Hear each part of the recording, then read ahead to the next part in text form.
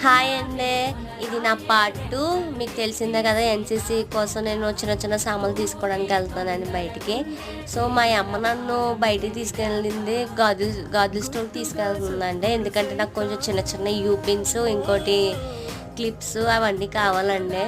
ఇవన్నీ చూసాక నాకు అన్నీ కొనుక్కోవాలనిపించిందండి. ఎందుకంటే నాకు అవన్నీ రంగురంగులు కనపడుతున్నాయి.